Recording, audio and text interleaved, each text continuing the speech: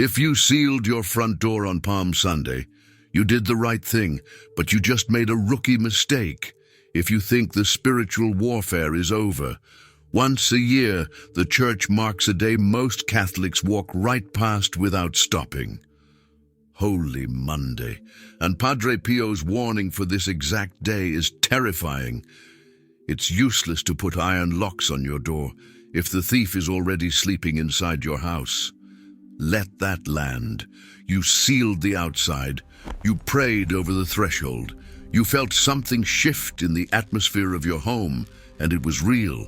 But the enemy doesn't need your front door anymore. He already has a key, and that key has a name: Judas. On Holy Monday, the church remembers the man who ate at the same table as Christ, who heard every sermon, witnessed every miracle, touched the hem of the same garment that healed the blind, and still opened the door to betrayal. He didn't break in from the outside. He was already inside.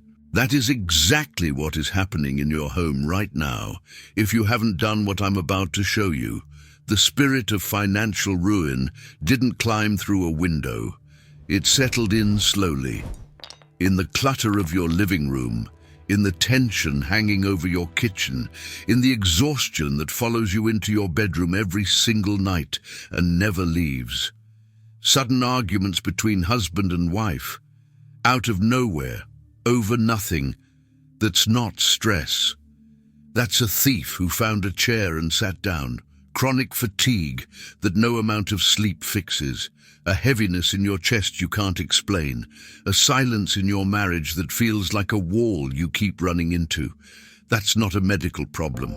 That's an eviction notice waiting to be served. And on Holy Monday, that one unrepeatable day in the liturgical year, God opens a door of authority that won't be open again until next year. Before I show you exactly what to do, I need to ask you something directly. Is there a Judas hiding in your home right now? If you feel that heaviness, that invisible weight pressing down on your family, your finances, your peace, write right now in the comments, "Judas, get out of my home in Jesus' name." By writing that, you are not just commenting. You are making a declaration. You are drawing a line in the spiritual ground of your home, and heaven is witnessing every word. Now, let me show you what Padre Pio, Christ himself, and 2,000 years of the Church's wisdom say you must do when this holy day arrives. Before Holy Week passes without the cleansing your family desperately needs. Here is what nobody tells you about Holy Week. The enemy is not afraid of your palm branch. He's not afraid of your holy water by the front door. He's not even afraid of your crucifix on the wall, if the house behind it is running on bitterness, distraction, and spiritual neglect. What he fears is a family that knows what day it is. And Holy Monday is the day Judas made his move. The Gospel of John tells us something that should stop you cold. And after the morsel, Satan entered into him. One moment, Judas was sitting at the table. The next, he was gone, into the night, to do the unthinkable. Nobody noticed the exact moment it happened. That's how it works inside your home too. You don't notice the moment the spirit of division sits down in your living room. It doesn't announce itself.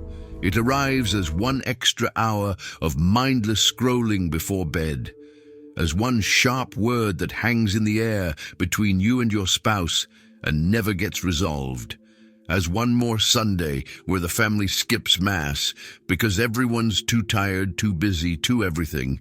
It looks like normal life. It is the enemy's strategy. Padre Pio could see the souls of those who came to him for confession. He described spiritual oppression in a home not as a dramatic Hollywood possession, but as a slow suffocation. Like smoke filling a room while the family keeps eating dinner, not realizing the air is already poisoned. He said, and these words are a warning, not a comfort. The devil does not need to drag a family into mortal sin on the first day. He only needs to make them comfortable. Comfortable with the clutter, with the anger, with the silence, comfortable with a Judas at the table. Now, look at your home honestly, not the rooms you clean before guests arrive, the real rooms. The corner of the bedroom where things pile up because nobody wants to deal with them. The kitchen counter that somehow always has yesterday's mess on it. The living room couch where your family sits 3 feet apart, staring at 3 different screens for 3 hours every night. That clutter is not just disorder. In the spiritual theology of the church, physical chaos in a home is an open invitation. Chaos breaks peace. And where peace is broken, there is an empty seat waiting for the wrong tenant. The thief isn't breaking in. He's already been living there, in the mess, in the tension, in the fatigue, waiting for you to stay asleep through Holy Week one more time.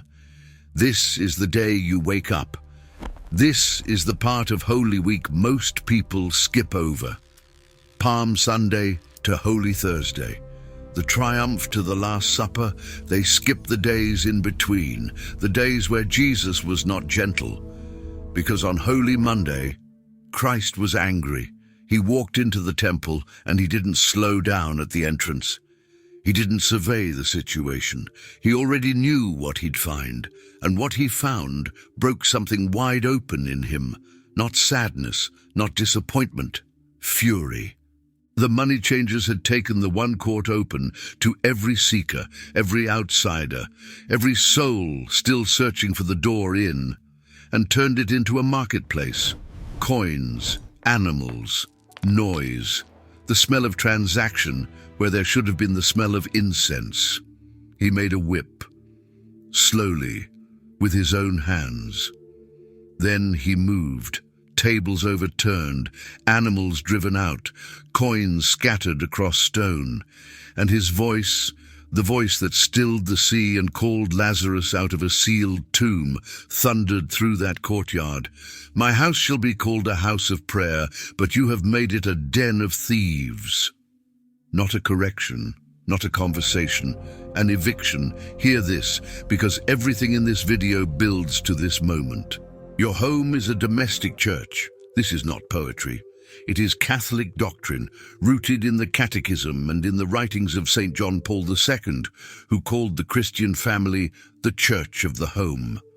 Your kitchen table is an altar. Your living room is a nave. The prayers spoken under your roof rise to the same heaven as the prayers spoken in St. Peter's Basilica, which means Christ can walk into your house. And if he finds money changers there, spirits of financial anxiety turning your dinner table into a battlefield, spirits of distraction hollowing out your evenings, spirits of division building invisible walls between the people who are supposed to love each other most. He will not ask them politely to leave. He will drive them out. But he needs something from you first. He needs you to pick up the whip.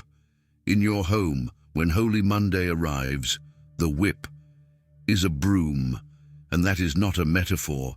Go get your broom right now. I'm not asking you to light candles and sit quietly in contemplation. I'm not asking you to journal your feelings or listen to worship music with your eyes closed. I am asking you to stand up, walk to wherever you keep your broom, and bring it back. The church has always understood that the body and the soul act together. You don't just pray with your mind, you pray with your knees on a hard floor, with your hands folded, with your fists striking your chest at the confiteor.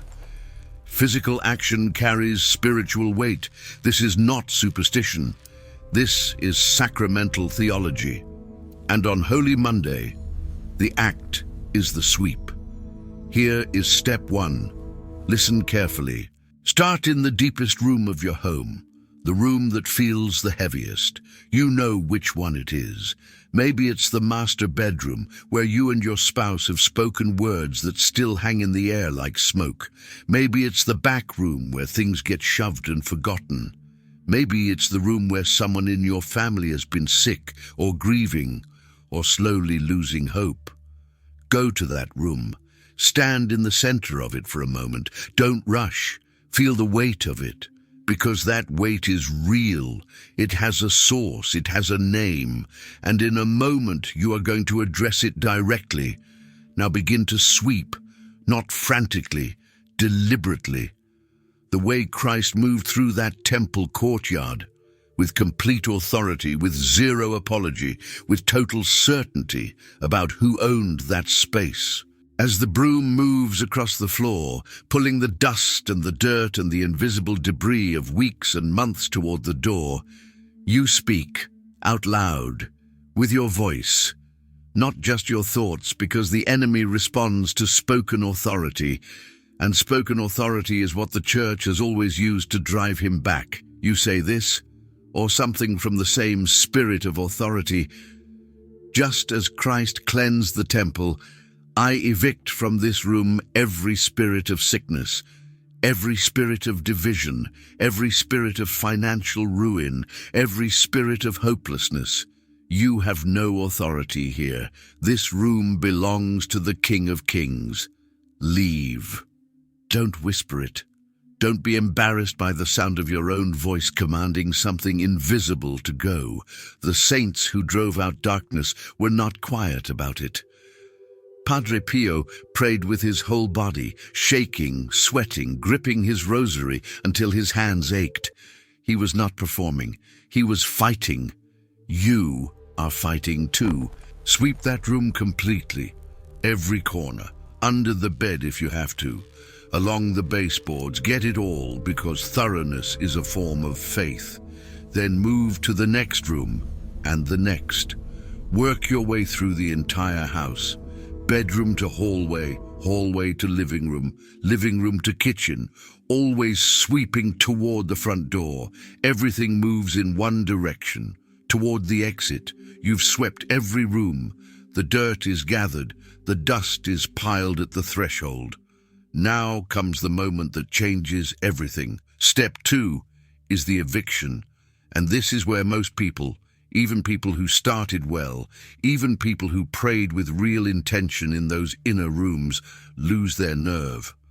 They get to the front door and they hesitate because doing what comes next feels strange. It feels like too much.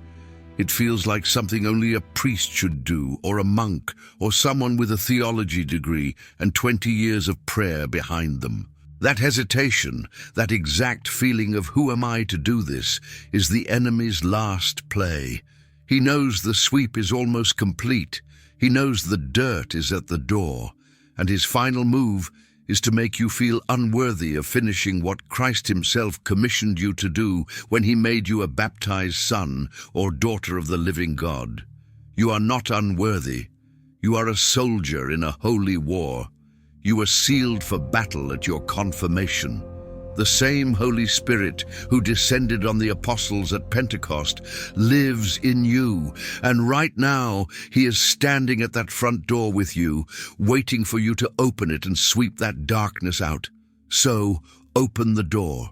Take everything you have swept, every particle of dust, every invisible residue of the chaos and bitterness and fatigue that has been living in your home, and sweep it over the threshold, off your floor, out of your house, into the street. Watch it go. And as the last of it crosses that threshold, close your eyes and pray the Our Father, not fast, not on autopilot. Every word with the full weight of what it means. Thy kingdom come, thy will be done, on earth as it is in heaven. On earth, in your home, in your marriage, in your children's lives, as it is in heaven. Pray it like you mean every syllable, because right now, in this moment, you do. Then add one more prayer, simple, direct, authoritative. Father, by the authority of my baptism, and in the name of Jesus Christ, I cast out every spirit that has been stealing peace, health, and unity from this home. I command them to leave and never return. This threshold is sealed by the blood of the Lamb. You don't need to shout it. The authority is in the words, not the volume. A spiritual eviction is not about emotion. It's about legal standing. And you have standing. The moment those words leave your lips, something shifts. You may not feel it dramatically. The saints rarely described spiritual warfare as a fireworks show. More often, they described it as a quiet certainty, a settling, like a room that had been holding its breath, finally exhaling. That exhale is real. Your home just breathed. Don't walk away from that door yet. Step 3 is the one most people miss. And missing it is like changing the lock on your front door, but leaving the new key in the same spot as the old one. The work isn't finished until the seal is set. Close the door, slowly, with intention, the way you would close the door of a church after the last person has entered and the Mass is about to begin, with the quiet certainty that something sacred is happening on the other side, and nothing outside gets to interrupt it. Now raise your hand, your right hand, and make the sign of the cross directly over that door, not a casual, distracted gesture, a full, deliberate cross. Touch your forehead, your chest, your left shoulder, your right. Feel the weight of what that sign means, the instrument of the greatest victory in human history, drawn across the entrance of your home. Then speak these words out loud. The thief has been evicted. This house belongs to the King. Say it again. The thief has been evicted. This house belongs to the King. Let your children hear it if they're home. Let your spouse hear it. Let the walls of your house absorb it, because words spoken in faith inside a home don't disappear. They settle into the air. They change the atmosphere of the rooms your family breathes in every single day. This is what the church has always known. This is why priests bless homes. This is why holy water is sprinkled across thresholds. This is why the mezuzah was placed on the doorpost in the Old Testament, not as decoration, but as a declaration. This house is under divine protection. This house has a king, and now so does yours. Take a breath. Feel the difference in the air, even if it's subtle, even if you're not sure yet. Faith doesn't wait for feelings to confirm it. You did what was asked of you. The spiritual consequence is already in motion. But here is where the honesty of this video demands something of you. What you are doing right now is powerful. It is real. It matters. The church teaches it, the saints practiced it, and the theology behind it is solid as stone. And it is not enough on its own. A clean house, spiritually speaking, is not a protected house. It is simply an empty one. And the most dangerous warning Jesus ever gave about spiritual warfare was not about demons entering from the outside. It was about what happens when a house is swept clean and left empty. When an unclean spirit goes out of a man, he goes through dry places seeking rest and finds none. Then he says, I will return to my house from which I came. And when he comes, he finds it empty, swept, and put in order. Then he goes and takes with him 7 other spirits more wicked than himself, and they enter and dwell there, and the last state of that man is worse than the first.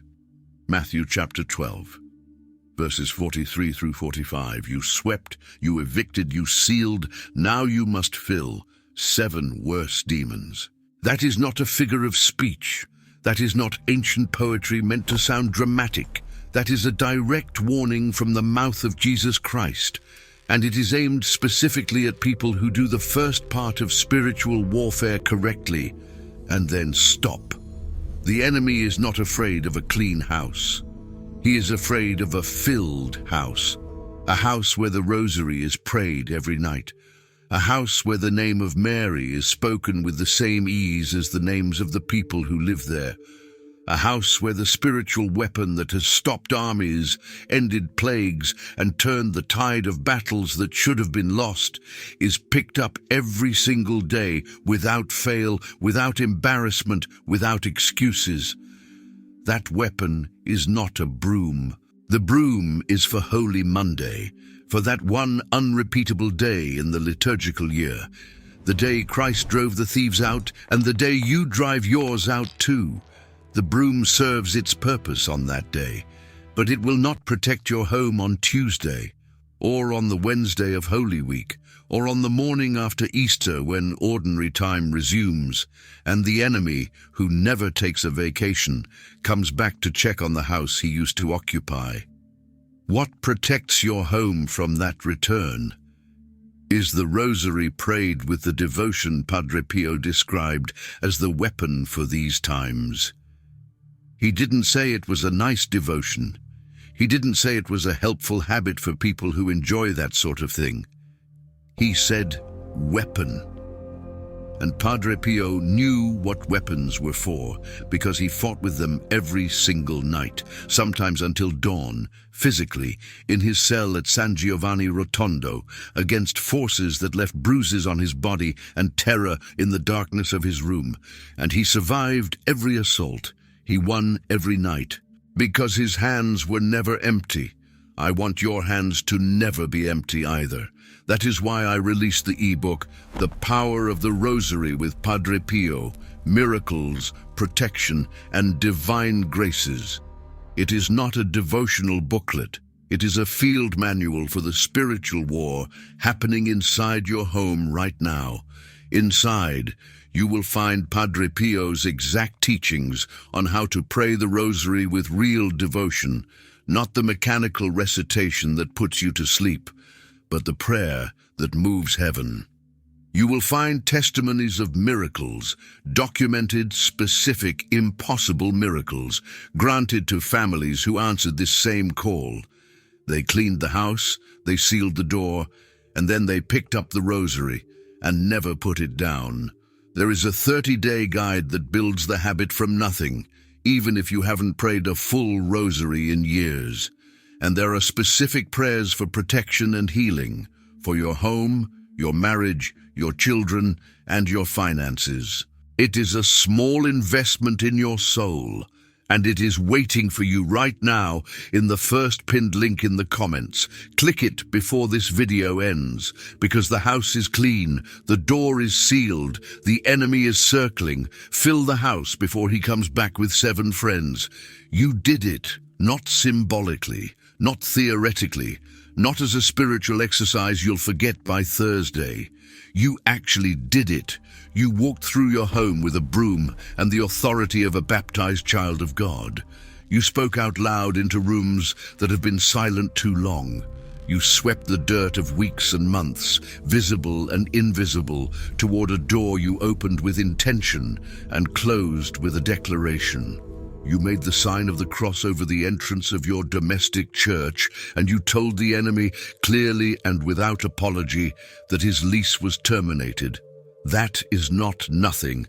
That is Holy Monday, claimed, fought for, and won. And right now, in heaven, the same Christ who walked into that temple courtyard in Jerusalem and drove out the thieves with fury and authority, sees what you did in your home. He sees the broom still leaning against the wall. He sees the front door you closed with your hand raised in the sign of the cross. He sees the dirt swept into the street, and he is not looking away. There is one more thing I need you to do before this video ends, and it matters more than you think. Go to the comments right now and write, "The thief was evicted. My home belongs to the king." When you write that, you are not just confirming to yourself what happened. You are declaring it publicly. And public declarations of spiritual victory carry a weight that private ones don't. Because the enemy feeds on silence and secrecy, and you just refuse to give him either. By declaring it in the comments, you also become a witness for someone else watching this video right now who hasn't swept their house yet, who is sitting there with their arms folded, wondering if this is real, wondering if they have the authority, wondering if it's too late for their marriage, their finances, their family. Your comment might be the thing that moves them off the couch. Do not underestimate the power of a single testimony. Now, if you have not yet gone to the pinned link in the comments to get the ebook, The Power of the Rosary with Padre Pio, do it now. The house is clean, the seal is set. The next step is to fill it with something the enemy cannot survive. 30 days, one rosary at a time, starting tonight. Share this video with one person in your family or your parish who needs to hear it. Once a year, Holy Monday comes around. Most families let it pass without fighting back. Yours won't. Go sweep. Go pray. Go fill your house with the King. Tonight, when you kneel beside your bed in a home that is finally clean, remember the day you chose to fight. Remember the broom in your hand. Remember the door you sealed. And know, with the certainty of someone who has stood at that threshold and swept the darkness out, that the King did not miss a single moment of it. God bless you, warrior.